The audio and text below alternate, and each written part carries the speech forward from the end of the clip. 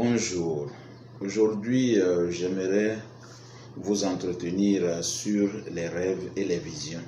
Les rêves et les visions. Mais ce serait une très belle idée si vous consultiez ma vidéo d'avant celle-ci. Parce que dans ma vidéo d'avant celle-ci, je parlais de Actes des Apôtres chapitre 1, le verset 8, qui disait: vous recevrez la puissance, le Saint-Esprit survenant sur vous.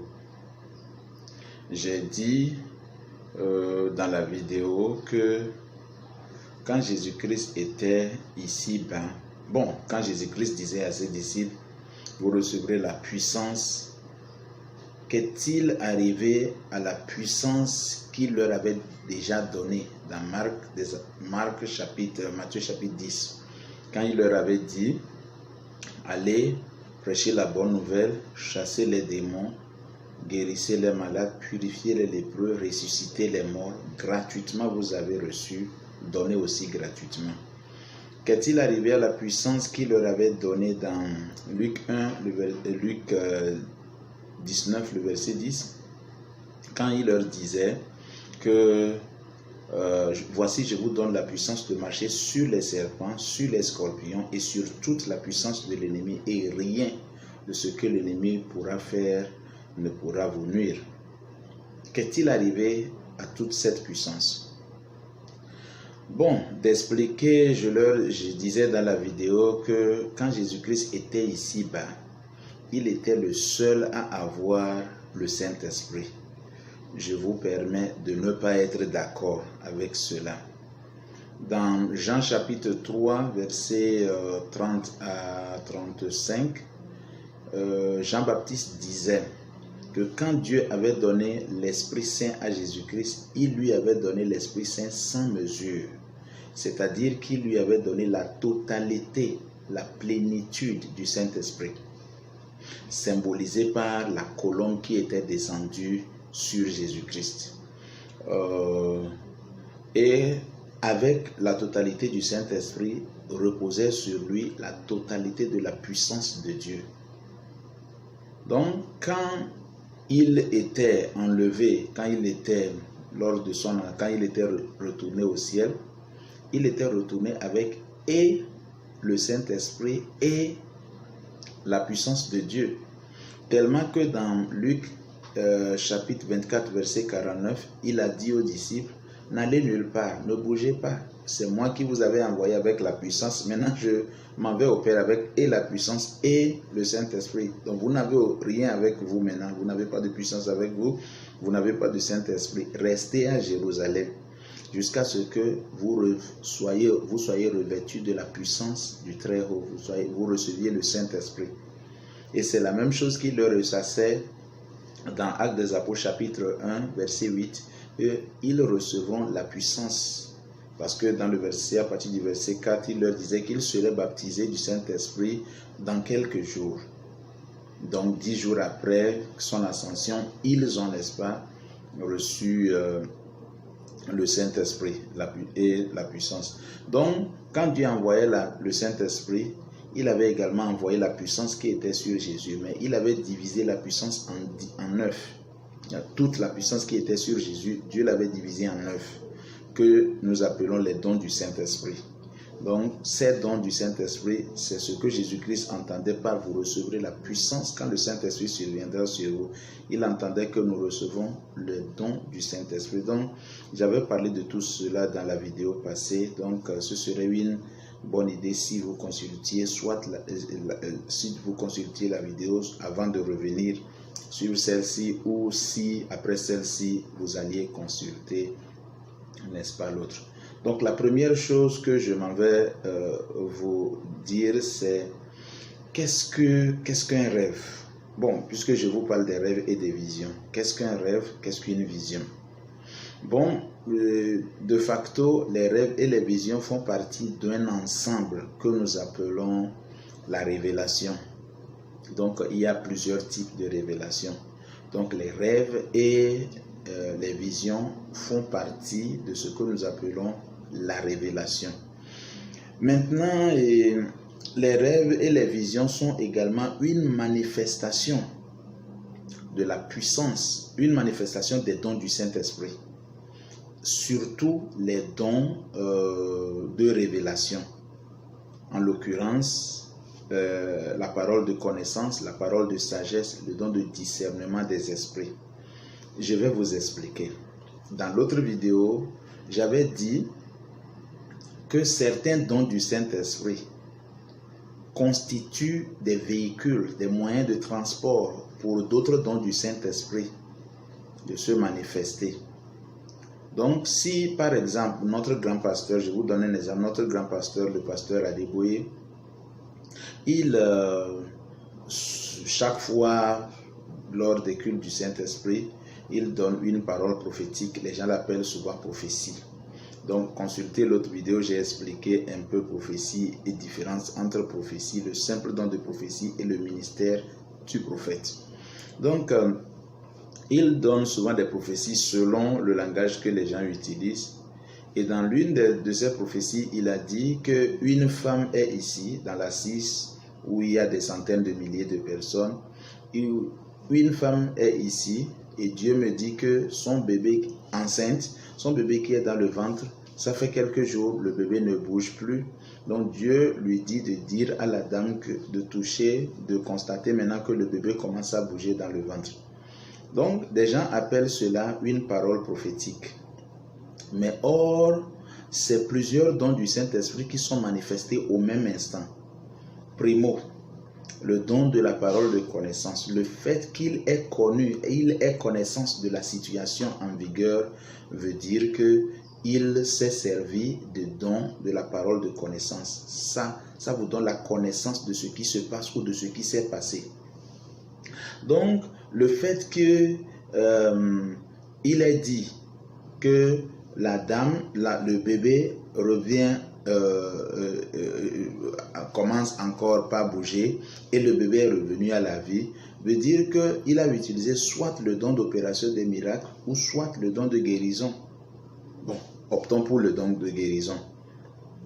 Maintenant, le fait qu'il ait déclaré toutes ces choses veut dire qu'il a utilisé un don vocal, c'est-à-dire le don de prophétie. Si c'était le don de diversité de langue, il aurait parlé en langue ou il aurait parlé une langue étrangère que quelqu'un serait forcément obligé d'interpréter. Donc, pour une seule parole prophétique que les gens, selon les gens, dont il a utilisé 3 dons. Donc le don de prophétie ici s'est servi de véhicule, de moyen de transport pour le don de la parole de connaissance et le don de guérison. Est-ce que vous voyez? Donc quand nous parlons de manifestation des dons du Saint-Esprit, nous sommes en train de dire que les rêves et les visions sont des véhicules, sont des moyens de manifestation des dons du Saint-Esprit. En l'occurrence, des dons de parole de connaissance, dons de parole de sagesse, des dons de... Mais ça peut concerner d'autres dons. Je vous donne quelques exemples. Donc, si vous rêvez par exemple et vous voyez que et Dieu vous révèle une situation qui s'est passée ou bien qui est en cours quand vous êtes en train de rêver, donc ça veut dire que ce n'est pas un rêve. C'est la parole de Dieu, de connaissance qui est en manifestation. Mais si vous rêviez d'une situation à venir, ou bien d'une solution ou d'une percée, donc c'est la parole de sagesse qui est en manifestation. Si vous rêvez par exemple et dans votre rêve Dieu vous guérissait, c'est le don de guérison qui s'est manifesté dans le rêve. Si vous rêviez par exemple et vous voyez un ange ou un démon dans votre rêve, c'est la parole, c'est le don de discernement des esprits qui s'y est manifesté. Est-ce que vous comprenez? Donc, il n'y a pas un don dans la Bible appelé don de rêve. Il n'y a pas un don dans la Bible appelé don de vision. Donc, les visions et les rêves sont des manifestations des dons du Saint-Esprit. Surtout les dons de révélation. Même si la guérison se manifestait par une vision ou une révélation, c'est soit la parole de connaissance ou la parole de sagesse est devenue un moyen de transport pour le don de guérison de se manifester. Est-ce que vous voyez? Donc, Comme je vous ai dit, le don de les rêves et les visions font partie d'un ensemble appelé révélation, et c'est des manifestations des dons du Saint-Esprit. Secondo, donc, qui peut rêver? La raison pour laquelle je pose cette question, c'est que beaucoup de chrétiens croient, et à tort, que c'est seulement aux chrétiens que Dieu parle. Donc Dieu ne parle pas aux païens, Dieu ne parle pas aux gens d'autres religions. Ce que nous devons, n'est-ce pas, essayer de corriger, parce que il est vrai que ça, c'est plus spirituel, c'est plus chrétien de penser que c'est à nous seulement que Dieu parle. Mais ce n'est pas la réalité. Nous avons, au jour d'aujourd'hui, nous voyons des gens nous entendons les témoignages, nous écoutons les témoignages des gens qui sont allés à la Mecque et en train de faire le tour de la Kaaba, priant à Allah. Donc Jésus-Christ se manifeste à ces personnes, et puis ces personnes se convertissent au christianisme. Donc si la personne a vu Jésus, nécessairement ça doit être un don de révélation, en l'occurrence le don de discernement des esprits, sinon la personne ne saurait pas que c'est Jésus. Est-ce que vous voyez, le don de discernement des esprits révèle l'identité derrière chaque personne et chaque esprit. Donc dans la Bible, le livre le plus saint, donc nous avons vu dans la Bible que les païens ont eu des visions. Nebuchadnezzar, qui a fait des rêves, et qui a reçu des rêves de Dieu, donc n'était pas chrétien, n'était pas juif. Pharaon, à qui Dieu avait donné rêve pour sauver son pays de la famine, n'était pas chrétien, n'était pas juif, n'était pas chrétien. Donc nous avons vu des juifs dans la Bible, des juifs, ils ont eu des visions. Des païens, ils ont eu des visions. Des chrétiens, ils ont eu des visions. Donc, il ne faut pas limiter qui peut recevoir, qui peut rêver, qui peut faire des rêves, ou bien qui peut... Je ne suis pas ici en train de parler de rêve, le fruit ou bien l'effort de notre subconscient. Non, ce n'est pas de ça que je parle. Je parle de l'information que vous recevez de Dieu. Je parle de la manifestation d'un don spirituel. Je parle de Dieu intervenir, n'est-ce pas, pour vous faire connaître quelque chose, soit dans vos rêves ou soit par une vision. Est-ce que vous voyez? Donc, je ne suis pas en train de parler de quelqu'un qui... Non, c'est pas de ce genre de rêve, c'est pas des rêves futiles. Est-ce que vous voyez? Je parle de rêves. Dieu est en train de parler à quelqu'un à travers des rêves et à travers des visions. Donc, un prophète peut rêver, un prophète peut avoir des visions, un non-prophète peut rêver et avoir aussi des visions. Un chrétien mature peut rêver et avoir des visions. Un chrétien immature peut également rêver et avoir des visions. Est-ce que vous me comprenez? Donc, je sais que même parmi les chrétiens, donc il y a des gens qui croient que quand un chrétien a péché, donc Dieu ne peut plus lui parler. C'est parce que vous ne lisez pas la Bible. Dans 1 Roi chapitre 13, vous voyez l'histoire du jeune prophète que Dieu a envoyé, parce que tous les prophètes à Bethel n'étaient plus avec Dieu. Mais après que le prophète de Dieu, le jeune prophète que Dieu a envoyé, ait désobéi à Dieu, Dieu a utilisé le prophète qui n'était plus en communion avec lui pour prophétiser son jugement. Est-ce que vous voyez? Donc, il ne faut pas dire... Parce que si Dieu veut parler, il est souverain. Est-ce que ouais, nous chrétiens, nous avons une relation avec lui. Donc, parler, communiquer avec Dieu, c'est une constance avec nous. Mais eux, Dieu peut intervenir et leur parler une fois toute leur vie. Est-ce que vous voyez? Une fois toute leur vie. Ou bien une fois peut-être juste pour dire quelque chose, pour faire passer un message. Donc, il ne faut pas faire de discrimination. Donc, en matière de rêve, de vision. Donc, parce que Dieu peut agir selon sa volonté. Donc, la troisième chose que je m'en vais vous dire par rapport aux rêves et aux visions, c'est pourquoi est-ce qu'on doit faire l'effort de comprendre nos rêves et nos visions. Pourquoi? Parce que, vous savez, Nebuchadnezzar, ou les empereurs et les rois des temps anciens, ils s'entouraient toujours des personnes ayant une connaissance des arts occultes, des astrologues, des magiciens, des nécromanciens, toutes ces personnes qui peuvent les aider, n'est-ce pas, à comprendre certaines réalités qui ne relèvent pas du domaine du naturel. Donc c'est important. Et pourquoi? Et parce que parfois, en faisant leurs rêves, ils font des rêves qu'ils soupçonnent être un message que Dieu peut-être veut leur faire connaître. Je vous donne un exemple. Nebuchadnezzar fait un rêve. Il se réveille le matin, il oublie le rêve. Mais il décide que si les sages de son royaume ne lui font pas connaître le rêve et son interprétation, il les tuerait tous, il les mettrait tous à mort. Donc, après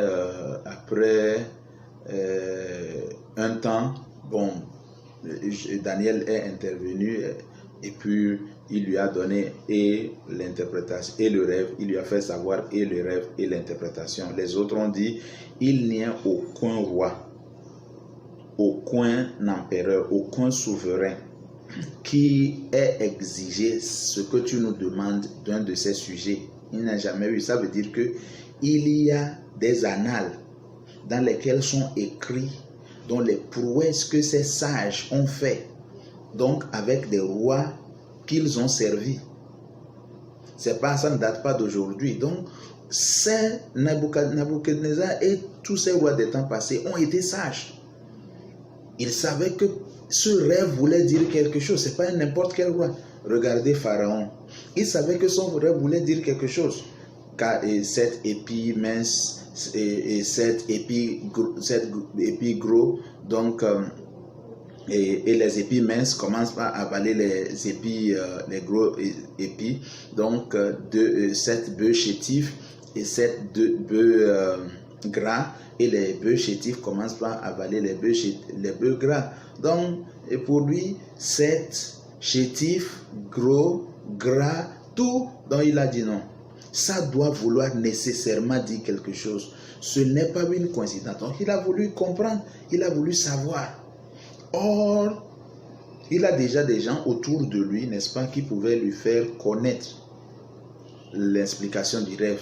Mais malheureusement pour eux, le rêve venait de Dieu. Donc, ils n'étaient pas habilités, n'est-ce pas, à pouvoir expliquer, à pouvoir l'expliquer. Donc, pourquoi devons-nous chercher? Si eux, ils ont fait l'effort, tout l'effort, pour comprendre, pourquoi nous devons faire l'effort de comprendre? Donc, la première chose, c'est le caractère prémonitoire de nos rêves. Parce que les rêves et les visions, parfois, nous projettent, n'est-ce pas, dans l'avenir, dans le futur. Regardez le rêve de Nebuchadnezzar, par exemple. C'est la statue qu'il avait vue. C'est par rapport à cette statue que Dieu nous a révélé les temps des païens.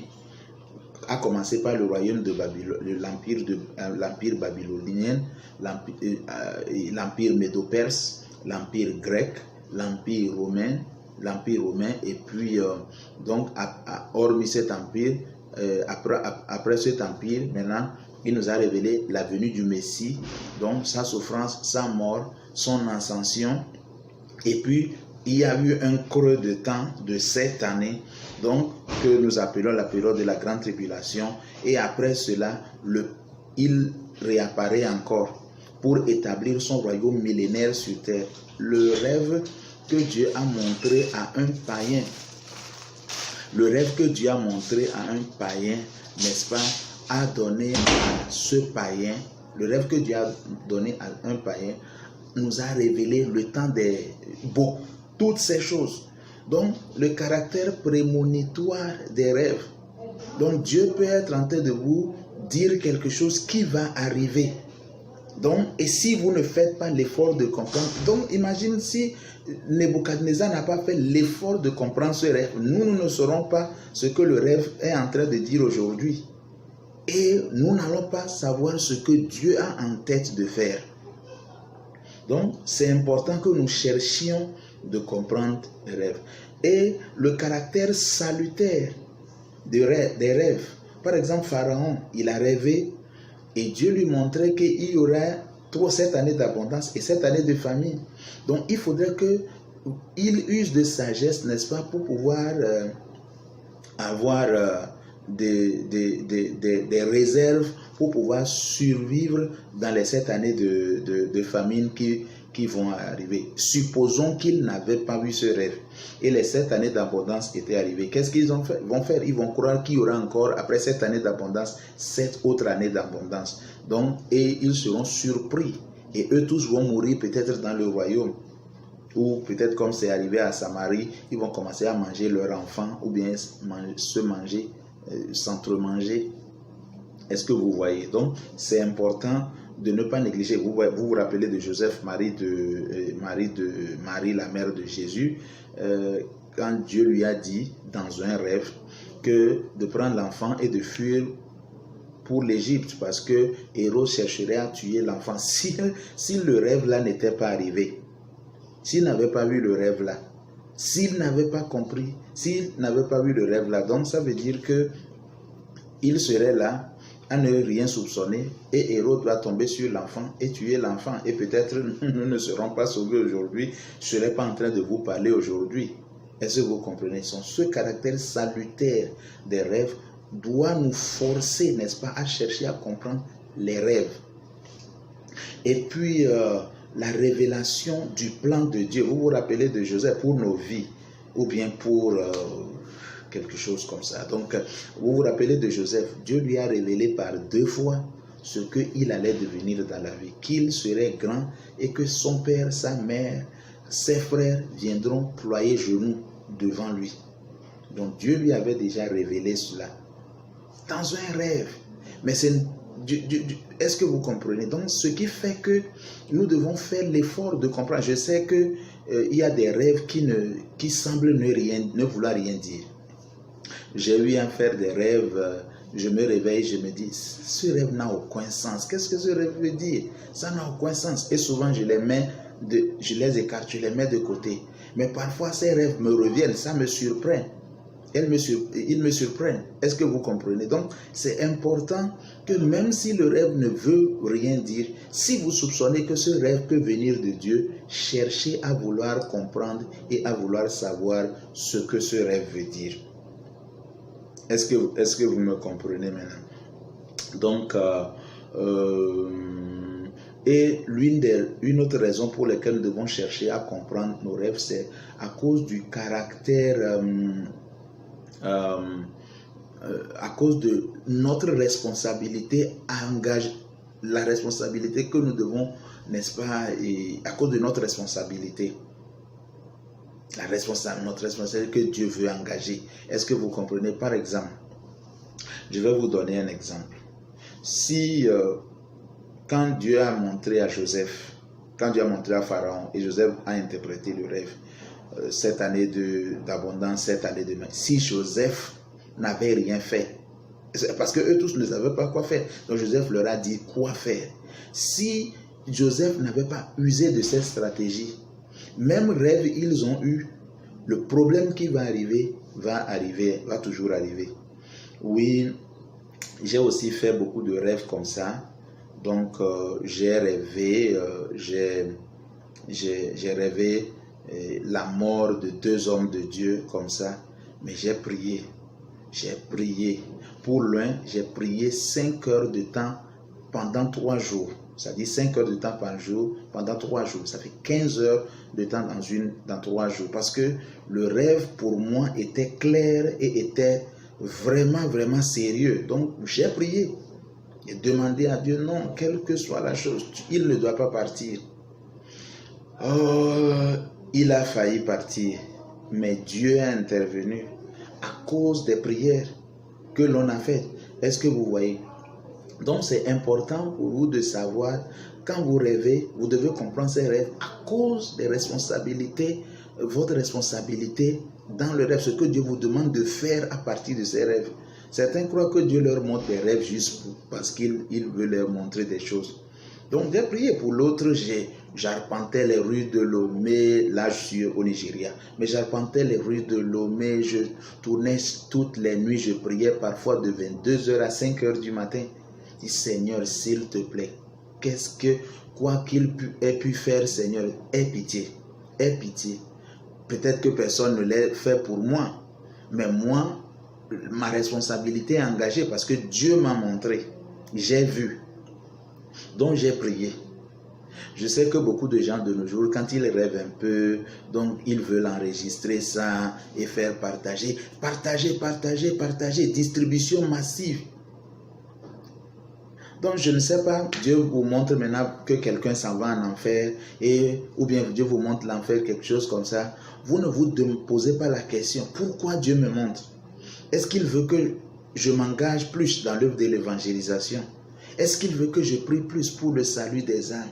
Est-ce qu'il veut que je donne plus pour l'évangélisation et les œuvres de mission? Qu'est-ce que Dieu me demande de faire? Tout ce que les gens trouvent à faire, c'est de faire une publicité pour eux-mêmes et de vouloir faire connaître au monde entier qu'ils savent rêver, ils savent avoir des visions. Donc, yes, distribution massive, partagez.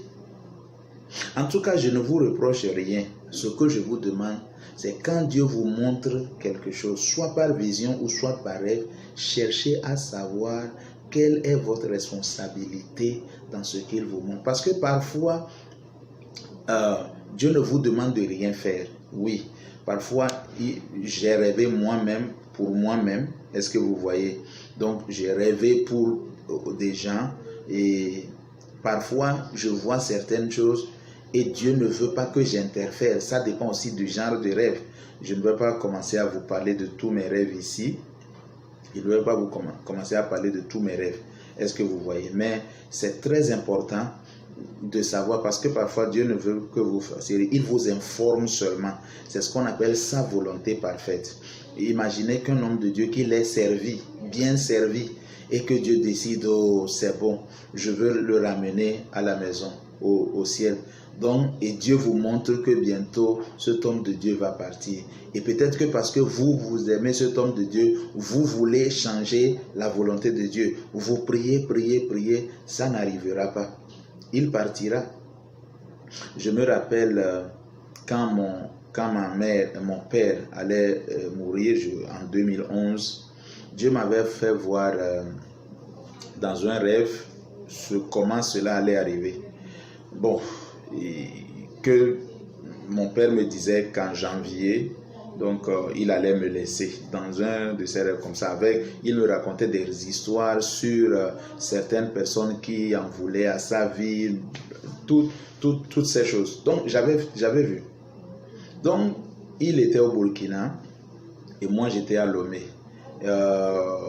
On était en train de préparer pour un programme qu'on allait avoir à Lomé. Et mon frère, qui était lui aussi au Burkina, qui est toujours au Burkina, il m'a appelé et il me dit que bon, papa est rentré en coma parce qu'on savait qu'il était souffrant, il est rentré en coma. Ah bon? Ah, j'avais eu peur, je me suis rappelé du rêve, j'ai prié, Seigneur, c'est pas possible, ça n'allait pas arriver, ça ne va pas arriver. Je crois que ça doit être le 30 janvier, puisque je me suis rappelé du rêve, que la date c'était janvier. Donc, j'ai prié, rien. J'ai tellement prié, et en priant, mon frère me rappelle, il me dit que papa s'est réveillé. Oh, alléluia. J'étais content que papa s'est réveillé enfin. Donc, on va continuer à prier, donc les choses vont aller mieux. 1er février, je crois dans la nuit ou bien la matinée du 1er février, mon frère m'appelle, il me dit que mon père est parti. Est-ce que vous voyez? Donc, parfois, Dieu vous montre des choses. Ce n'est pas qu'il vous montre des choses pour que vous changiez quoi que ce soit. C'est pour cela que je vous dis. Donc, quand Dieu vous montre des choses, soit par vision ou par rêve, donc cherchez à comprendre. Parce que si vous ne comprenez pas, parfois, ça peut vous être vraiment dangereux. Je vais vous expliquer. Je n'ai pas eu beaucoup de visions. Je suis plus dans les rêves que dans les visions. Je n'ai pas eu beaucoup de visions dans ma vie. Mais une fois, j'ai eu de visions. Et dans la vision, j'ai vu, parce qu'il y a 2 femmes qui me persécutaient sérieusement quand j'étais à Lomé. Donc, tellement que ma paix s'était envolée. J'étais assis sur mon lit, réfléchissant sur tout ce que cette dame était en train de faire. Et puis, soudain, je les vois comme sur un écran. Et ça menait vers moi. Et soudain, une voix me dit, tu vois comme elles s'amènent vers toi, c'est comme ça je vais les arrêter. Et depuis le jour-là, elles ne m'ont plus inquiété d'aucune manière. Donc j'ai cru que c'était ça l'interprétation du rêve, que Dieu allait les calmer. Je n'avais rien compris du tout. Je n'avais rien compris. Si j'avais cherché à comprendre, peut-être j'allais comprendre, mais je n'avais pas cherché à comprendre, puisque moi je voulais ma paix, je voulais qu'elles me laissent tranquille. Elles m'ont laissé tranquille, j'ai dit Alléluia, c'était fini. Or, ce que ça voulait dire était plus que ça. Dieu avait déjà prévu les ôter de ce monde. Je ne savais pas. Les 2 sont morts d'une mort tragique. Peu de temps après. Est-ce que vous comprenez? Les 2 sont morts d'une mort tragique. L'une après l'autre. L'une après l'autre. Donc, si j'avais su, j'allais pouvoir prier et peut-être interférer. Peut-être changer la donne. Peut-être changer le verdict. Mais je n'avais pas su. C'est pour cela qu'il est important que vous compreniez. Peut-être que c'est à vous-même. Dieu est en train de parler. Que peut-être vous allez mourir. Est-ce que vous voyez? Peut-être que vous allez mourir. Donc, et vous êtes là, vous n'avez rien compris. Vous ne cherchez pas non plus à comprendre. Et ça va vous surprendre comme ça. Ça va vous surprendre comme ça. Est-ce que vous voyez? Donc, cherchez à comprendre vos rêves. Cherchez à comprendre. Et je vais vous donner aussi ceci. L'une des choses qui m'ont aidé, c'est que toujours mes rêves sont toujours prémonitoires. Donc, souvent, je vois les choses avant que ces choses n'arrivent. Donc, quand j'étais à l'école de mission, il faut être à l'école de mission pour savoir ce que c'est.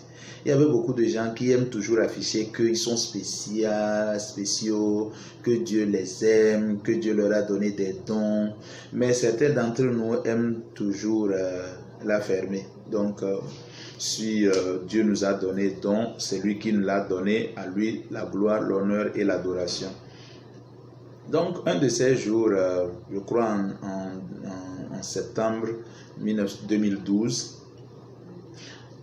quand on était en train de prier, l'un d'entre nous s'est levé, il a dit, Dieu lui a montré quelque chose, que décembre de l'année-là, du même année de 2012, que les musulmans allaient envahir l'école et nous allons être pris pour cible. Et quand j'ai entendu ça, vraiment, j'avais eu peur. Je m'étais dit, ah Seigneur, j'ai commencé à parler à Dieu, Seigneur, tu ne m'as pas montré ceci. Tu sais pourquoi je lui disais cela? Parce que chaque fois, avant que quelque chose de sérieux n'arrive comme ça, je le vois toujours. Avant que quelque chose de sérieux comme ça n'arrive, je le vois toujours. Je peux n'en parler à personne, mais je le vois. Est-ce que vous voyez? Donc j'étais là en train de lui parler, Seigneur, pourquoi est-ce que tu veux que... pourquoi tu ne me laisses pas à Lomé? Je vais mourir là-bas et être tranquillement enterré. Pourquoi tu m'amènes au Nigeria et pour me laisser être tué ici? Pourquoi, Seigneur, pourquoi? Donc je priais. Mais soudain, je me suis rappelé d'une chose, que avant que ces choses n'arrivent, Dieu m'avertit toujours. Est-ce que vous voyez? Mais Dieu ne m'a rien dit du tout sur le fait qu'il y aurait un problème dans l'école. Donc, après que j'ai réalisé cela, une paix m'a envahi. La paix qui surpasse toute intelligence a envahi mon cœur. Et subitement, j'ai laissé passer. Je me suis dit, non, Dieu n'a pas prévu ma mort dans cette école. Et effectivement, il ne l'a pas prévu. Donc, j'ai quitté l'école en paix. Personne n'est venu m'inquiéter. Or, quand on était en train de jeûner pour finir notre formation. On devait faire 14 jours de jeûne sans manger, seulement à boire de l'eau et un peu de thé. Donc, quand on était en train de faire le jeûne, donc, je coordonnais les prières. Et le jeudi, le vendredi, on doit aller sur une montagne pour aller faire 10 jours sur la montagne avant de revenir. Donc, pour clôturer le jeûne dans l'école. Donc, le jeudi, le mercredi nuit, j'ai fait un rêve que, arrivé à la chapelle, le principal de l'école nous disait que parce qu'il y a eu des problèmes dans la ville, donc les musulmans qui sont en train de s'agiter, qu'ils ne veulent pas que nous allions sur la montagne afin que nous ne soyons pas pris pour cible. Donc j'ai vu ça. Donc jeudi matin, on était en prière quand j'ai vu des gens courir à toutes jambes dans l'école. Qu'est-ce qui se passe?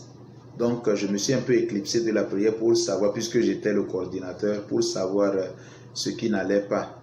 Donc, et soudain, la cloche a sonné. La cloche, quand la cloche la sonne, vous devez tous vous rendre là où la cloche vous dirige. Donc on est tous allés à la chapelle et le principal nous expliquait comment les musulmans prenaient pour cible certains travailleurs chrétiens du lieu, dans le coin, qui ont couru dans l'école, puisque c'est une école chrétienne, pour prendre refuge dans l'école.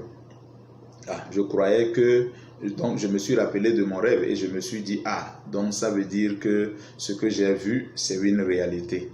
Donc j'attendais qu'ils nous disent que bon, vous n'irez plus à la montagne, mais il ne nous a rien dit. Donc la nuit de jeudi, il nous a encore appelés, donc pour qu'on constitue des sécurités pour garder l'école. Certains élèves se sont donnés volontaires, donc pour garder l'école. Donc je disais à un de mes amis que voilà ce que j'ai vu. Mais principal n'a rien dit et Dieu ne m'a pas dit de lui dire que, mais le lendemain matin, c'est-à-dire le matin du vendredi, si nous allions, il nous laissait aller à la montagne. Donc ça veut dire que ce n'est pas Dieu qui m'a parlé, c'est moi-même c'est un rêve de moi-même. Donc, mais si il nous dit de ne pas aller, donc c'est Dieu qui nous a dit, c'est Dieu qui m'a parlé, pas dans un rêve, dans le rêve. Vendredi matin, on s'était tous apprêtés, nos bagages en main, des seaux avec tout ce qu'il faut pour aller à la montagne. Donc, on est à la chapelle attendant qu'ils viennent prier pour nous et pour qu'on puisse prendre notre départ. Donc, dès qu'il arrive à la chapelle, il nous dit de nous asseoir et il dit, tous les jeunes, tous ceux qui sont en train de faire jeûne, parce qu'on n'était pas les seuls, tous les jeunes prennent fin aujourd'hui. Parce que vous n'irez pas à la montagne, je ne veux pas que vous soyez pris pour cible. Est-ce que vous voyez? Donc, c'est cela, si vous cherchez à comprendre vos rêves, donc ça va vous donner à définir le mode opératoire, le système que Dieu utilise pour vous parler. Soit il vous parle des choses passées, soit il vous parle des choses présentes, soit il vous parle des choses à venir. Donc comme moi je sais que toujours il me révèle ces choses avant que ça n'arrive, bon, je ne vais pas toujours dire toujours, toujours ne veut pas toujours dire toujours. Est-ce que vous voyez? Donc, puisqu'il me révèle souvent ces choses, peut-être des choses qui me concernent, là où je suis. Donc, cela m'a donné cette assurance que non. Avec le rêve de l'autre, je n'avais rien vu. Donc, c'est sûr que Dieu ne prévoyait pas ma mort à l'école de mission. Et effectivement, il n'a pas prévu ma mort. Donc, la quatrième chose que je m'avais partagée avec vous, c'est est-ce que les visions sont supérieures aux rêves? Est-ce que les visions sont supérieures aux rêves? Pas du tout. Comme je vous l'ai dit au départ, les visions et les rêves sont des manifestations. Ce ne sont pas des dons. Ce sont des manifestations des dons du Saint-Esprit. Est-ce que vous voyez? Quand vous voyez dans une vision ou dans un rêve, quelque chose qui a affaire à l'avenir, c'est la parole de sagesse. Si ça a affaire au passé ou au présent, c'est la parole de connaissance. S'il y a guérison, c'est le don de guérison. Tout ce qui c'est un don, forcément un don du Saint-Esprit. qui se manifestent. Les visions et les rêves ne sont pas des dons. Ne sont pas des dons du Saint-Esprit.